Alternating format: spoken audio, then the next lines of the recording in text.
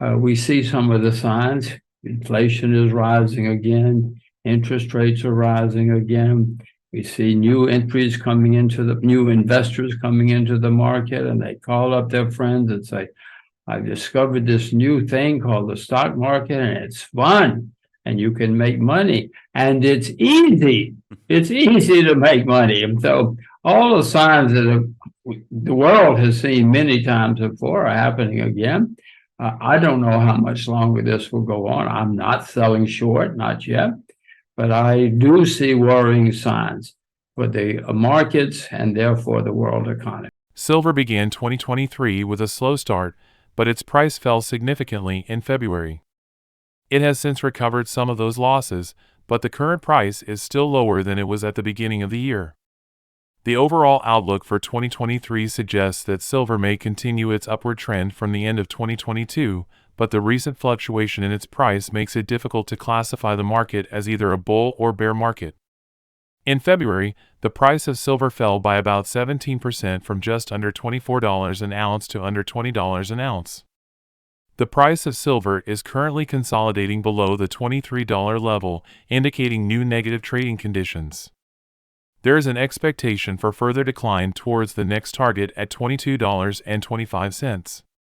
However, if the price manages to break above $23, it would halt the corrective bearish pressure and potentially initiate an attempt to recover in the short term. On Tuesday, silver showed a slight positive trend for the third consecutive day, but it has not been able to surpass the $23 level during the early European session.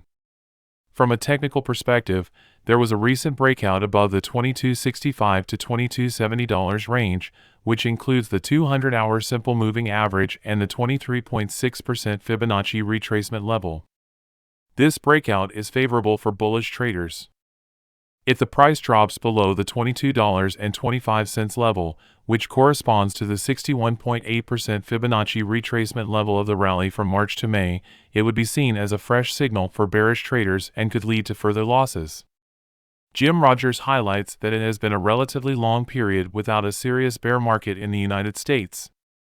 Silver is down by 60% from its all-time high, and sugar prices have also dropped significantly. However, it's important to note that investing in commodities still carries risks, and there is no guarantee of making money. Let's listen to Jim Rogers' point of view. That some prices are make me happy because they're cheap and I can buy them. Agriculture is cheap, for instance, I think. So there are some prices that are cheap, and that makes me happy because maybe I can make some money investing in them.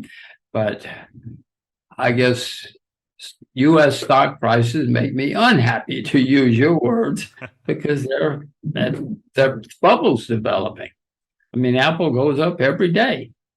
You know, that's been a great company. That does not mean it's going to be a great stock forever. I see that stocks in most countries either are or have been at an all-time high or near making new highs.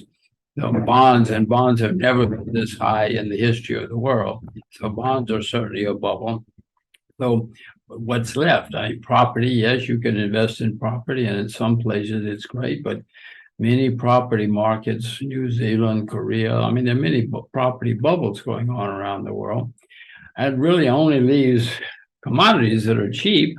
I mean, silver is down 60% from its all-time high. Sugar, down more than 60%. So the only asset class that I see where they're really cheap entities are commodities. That doesn't mean you can't lose money if you buy them, but that's the only place I see on a historic basis cheap prices. But I'm not buying silver today, but I do know it's cheap. I know that I mentioned sugar. I know that some of these things are awfully cheap. The market is not telling me, the market, I hope, will tell me when to buy it, because someday I'm going to see everybody's negative on silver and talk about how it always goes down and blah, blah, blah. If that happens, the market will tell me to buy. But silver is used in solar energy, as you well know, and in many other things. I'm not sure when I will buy or what the catalyst will be. I just hope I'm smart enough to buy it before. As you know, it's been 14 years since we had a serious bear market in the United States. And I'll use the United States since it's the largest market.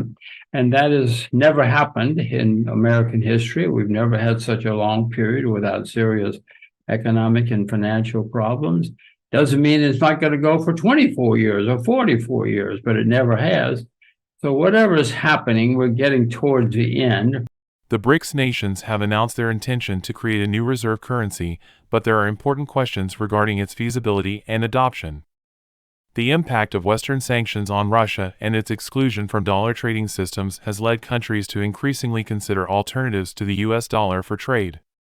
The BRICS nations, which collectively account for a significant share of the global economy, have seen this as an opportunity to create a new reserve currency that could challenge the dominance of the dollar. Jim Rogers, a renowned investor, has expressed skepticism about the BRICS' ability to develop a new global currency comparable to the US dollar. Rogers has argued that artificial currencies have not been successful in the long run.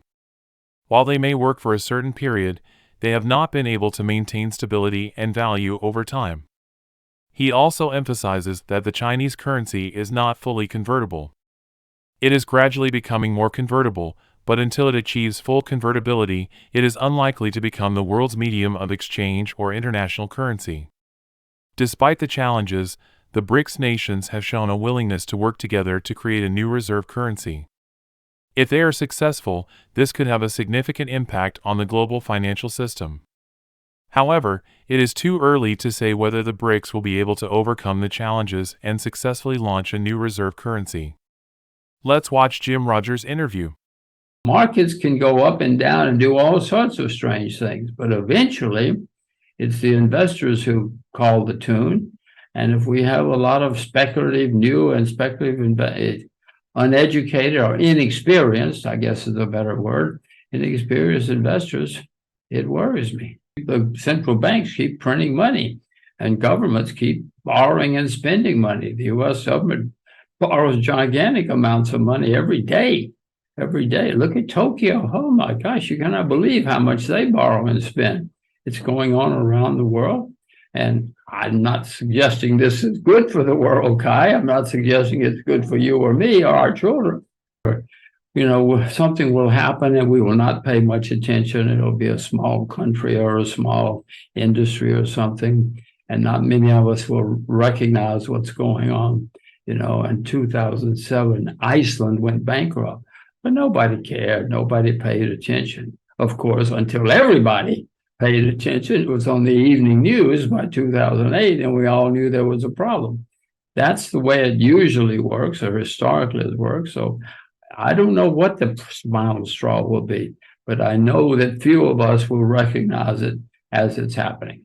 Well, historically, I'm going to call it an artificial currency, for lack of a better word. Artificial currencies have not been successful down the road. I mean, they may work for a while, but I'm a simple peasant, Kai.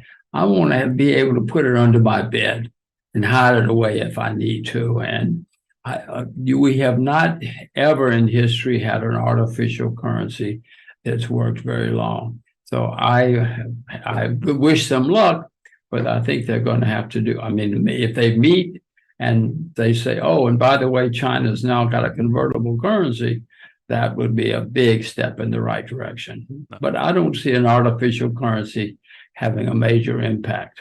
Well, the Chinese renminbi, the currency, is not convertible at the moment. It's getting more convertible. Well, until the currency is convertible, I don't see how the renminbi can be the world's medium of exchange, the international currency. Maybe eventually, yes, but not now. I mean, I own renminbi, but it's not convertible, and I don't see any other currency on the horizon that's got the potential. But not yet, Kai. I mean, I cannot imagine the world having an international medium of exchange which is not convertible. In the end, the price of silver is consolidating below $23, indicating further decline towards $22.25. However, a break above $23 could halt the decline and initiate a recovery. The BRICS nations are working on a new reserve currency, but it is too early to say if it will be successful. That's all from us. If you like this video, please subscribe, like, and click the bell icon to be notified of future videos. We hope our content has helped you in your trading endeavors.